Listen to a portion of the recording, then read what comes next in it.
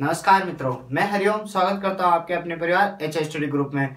तो कल हमने पोषण चैप्टर चालू किया था। उसमें हमने पढ़ा था कि 1987 को निकल को 17वां पोषक तत्व घोषित किया गया था, क्योंकि वो यूरियाज एंजाइम यूरिया अपघटन में यूरियाज एंजाइम को एक्टिव करा था।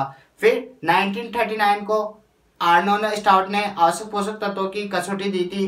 फिर 1954 को आर्नोल्ड ने उसको वापस परिवर्तित कहा। तीन नियम दिए थे उसने कि कोई सा भी पोषक तत्व मतलब आवश्यक पोषक तत्वों को प्रतिस्थापित नहीं कर सकता हो, और आवश्यक पोषक तत्वों का उसके जीव द्रव्य से सीधा संबंध होना चाहिए, और एक ये था लास्ट की जीवन चक्र पूरा नहीं कर सकता हो। ठीक है, तो हमने फिर पढ़े उसके बाद प्राथमिक पोषक तत्व, मुख्य पोषक तत्व, प्राथमिक मुख्य पोषक तत्व, आधारभूत पोषक तत्व और सूक्ष्म पोषक तत्व। आधारभूत पोषक तत्व कार्बन, हाइड्रोजन, ऑक्सीजन पढ़ा। फिर हमने मुख्य गौण पोषक तत्व पढ़े थे, वो प्राथमिक और द्वितीय दो भागों में बांटे गए थे। प्राथमिक NPK नाइट्रोजन, फास्फोरस और पोटेशियम, और द्वितीय मुख्य पोषक तत्व थे कसम, त्रिक है ना, कैल्शियम, सल्फर और मैग्नीशियम। फिर हमने पढ़े थे सूक्ष्म पोषक तत्व जिसकी मात्रा 1 ppm से कम आवश्यक होती है, वो 8 थे, वो उसकी ट्रिक थी। तो आज हमने वो पढ़ लिया था। आज हम फिर वापस से सूक्ष्म पोषक तत्व पढ़ेंगे। ये रह गया था, ये पार्ट सेकंड है उसका। ठीक है, सूक्ष्म पोषक तत्व। अब ये 8 है, तो इसकी ट्रिक मैंने क्या बताई थी आपको? मनमोहनी जान फिर कल बाहर क्यों निकली, मनमोहनी जान फिर कल बाहर क्यों निकली। ठीक है, याद हो जाएगा। 8 सूक्ष्म पोषक तत्व है। अब इसको पढ़ेंगे हम 1 by 1 पढ़ेंगे। ठीक है, तो पहले हम जिंक पढ़ेंगे। इसको पौधे Zn+2 आयन के रूप में अवशोषित करते हैं। अब इसके क्या क्या कार्य है, इसकी कमियों से क्या रोग होते हैं, ये हम पढ़ेंगे। मैं आपको एक ट्रिक बताता हूँ, फिर इसके बाद ये चीज बताऊंगा। तो आपको ट्रिक याद रखनी है कि ताज पर सीए वाली छोटी सकी FB पर मिली। ये फेसबुक में मिली कि ताज पर सीए वाली छोटी सकी फेसबुक पर मिली। ताज पर सीए वाली छोटी सकी फेसबुक पर मिली। ठीक है, अब इसको देखो। टी का मतलब ट्रिप्टोफैन, ए का मतलब ऑक्सीजन, जी का मतलब जिंक। ठीक है, सीए का मतलब कार्बनिक एनहाइड्रेट, छोटी तो छोटी पत्ती रोग सभी फसलों में जिंक की कमी से होता है। स का मतलब श्वेतकली रोग, ख का मतलब खेरा रोग, एफ का मतलब फर्न लीफ, बी का मतलब ब्राउजिंग। ये हो गया। अब इसको 1 by 1 पढ़े कि जिंक को Zn+2 के रूप में पौधे अवशोषित करते हैं। अब इसकी क्या क्या कार्य है? तो जिंक ट्रिप्टोफैन एमिनो अम्ल की उपस्थिति में क्या करता है? ऑक्सीजन का निर्माण करता है। ऑक्सीजन हार्मोन में पढ़ा था अपनी, याद है ना तुम्हें, कि जिंक ट्रिप्टोफैन की उपस्थिति में ऑक्सीजन का निर्माण करता है और कार्बनिक एनहाइड्रेट का निर्माण में भी सहायक होता है। ठीक है, तो ट्रिप्टोफैन, ऑक्सीजन और जिंक। अब कार्बनिक एनहाइड्रेट के निर्माण में भी सहायक होता है। अब इसके रोग, इसकी कमियों से क्या क्या रोग होते हैं, तो हम पढ़ेंगे इसकी कमियों से होने वाले रोग। तो ये ट्रिक याद रखना। ठीक है, तो छोटी पत्ती रोग सभी फसलों में किसकी कमी से होता है? जिंक की कमी से होता है। श्वेतकली रोग मक्का में होता है, किसकी कमी से होता है? जिंक की कमी से होता है। खेरा रोग धान में, किसकी कमी से? जिंक की कमी से।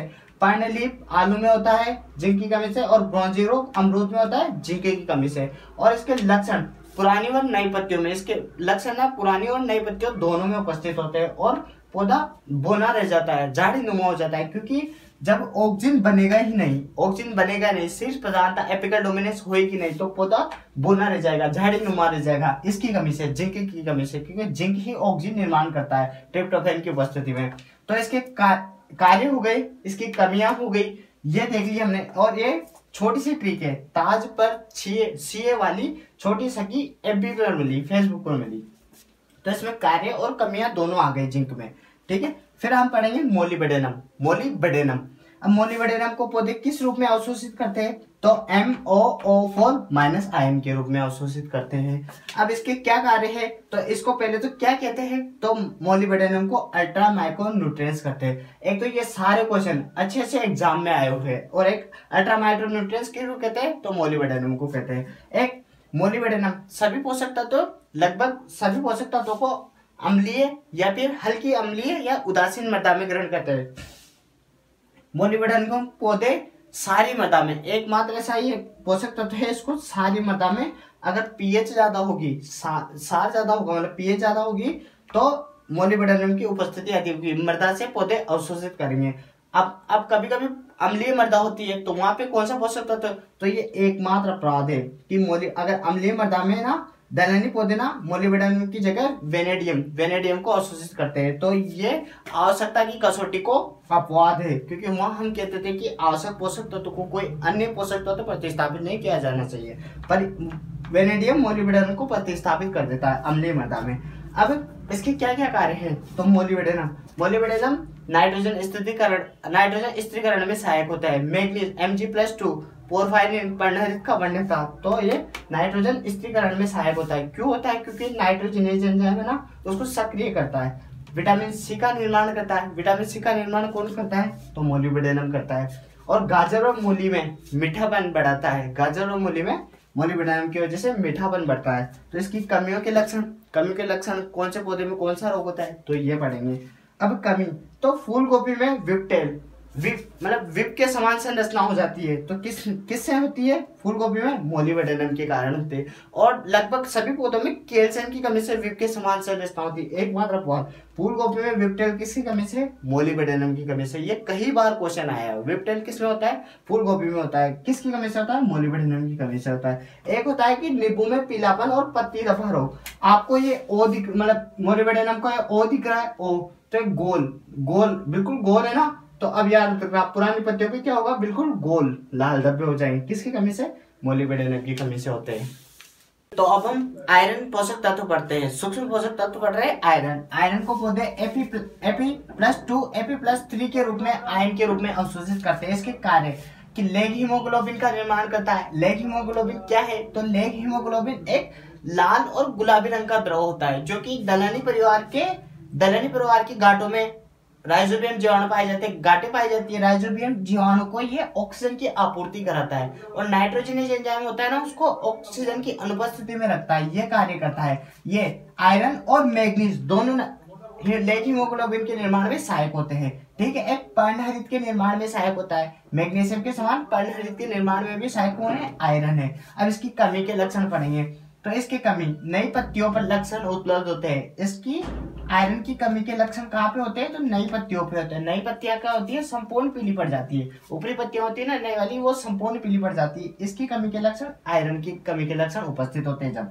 अब अधिक कमी होने पर क्या होता है? तो श्वेत रंग में परिवर्तित हो जाती है। सफेद रंग में, श्वेत यानी सफेद रंग में परिवर्तित हो जाती है। तो इसका उदाहरण बताओ। तो उदाहरण, चावल में श्वेत अंडाशय रोग।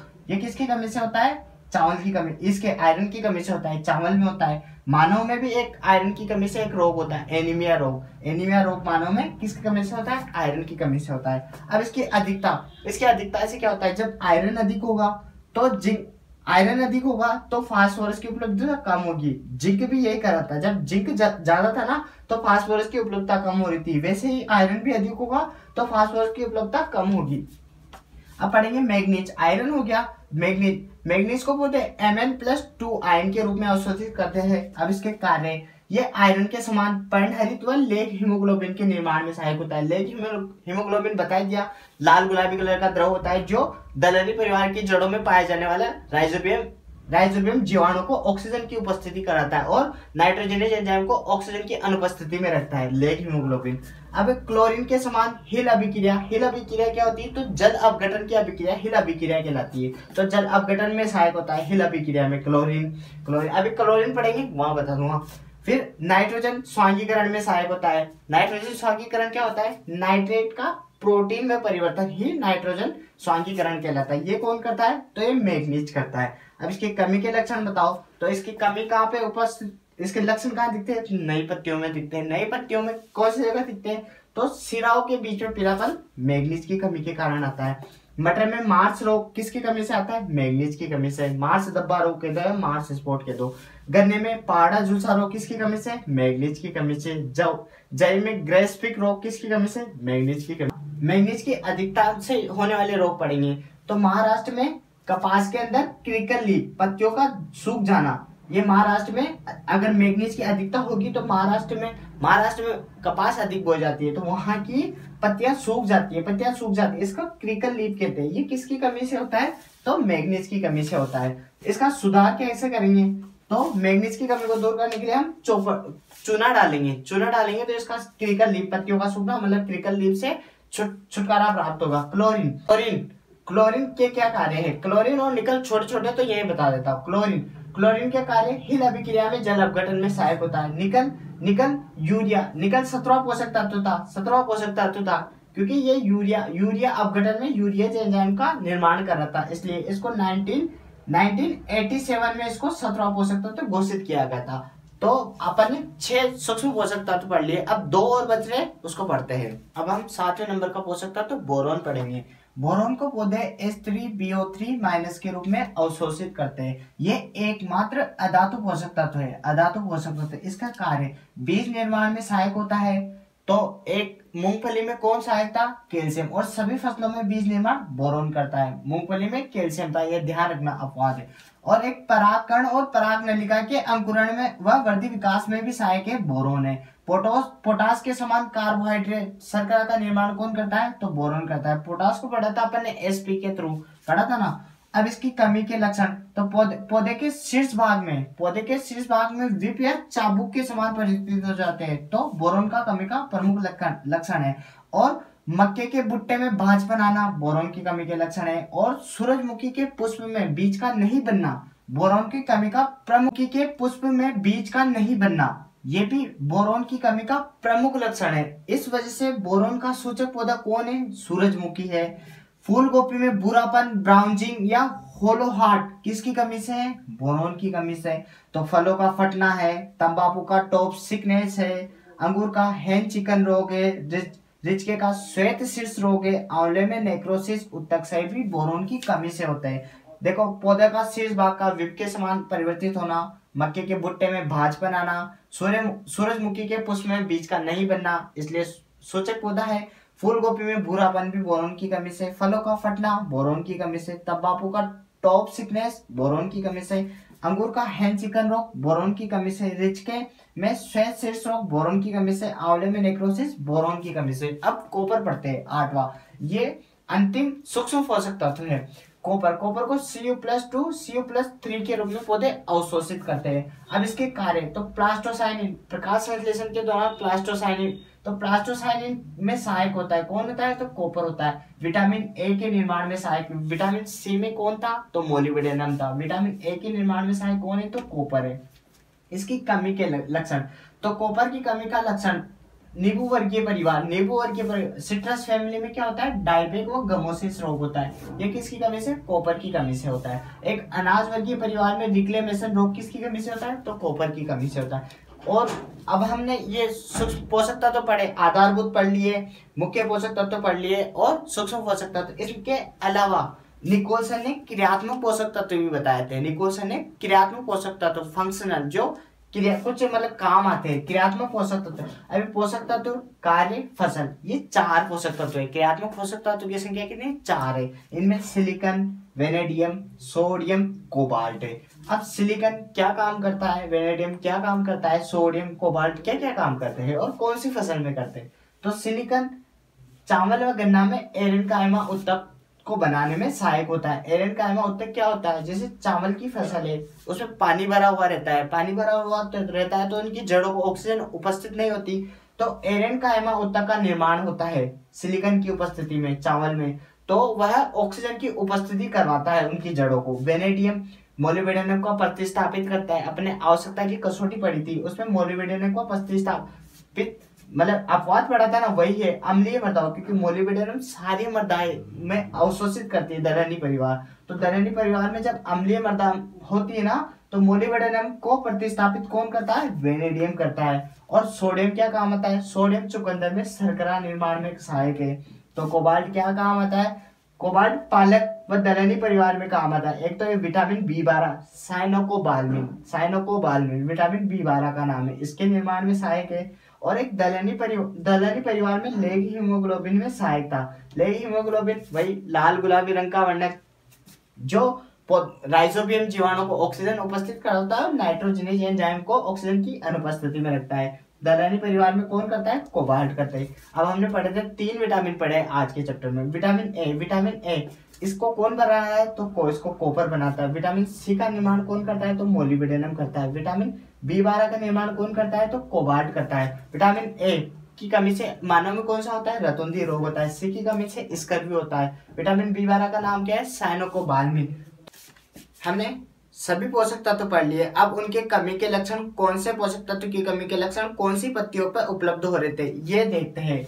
तो ये पौधे की सबसे निचली व पुरानी पत्तियां हैं, ये पौधे की नई पत्तियां हैं, ये पौधे की शीर्ष पत्तियां हैं। ठीक है, ये पुरानी, ऊपरी और ये शीर्ष भाग हो गया।